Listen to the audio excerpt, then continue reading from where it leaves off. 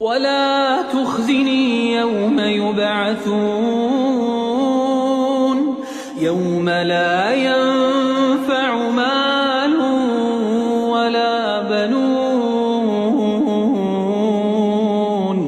إلا من أتى الله بقلب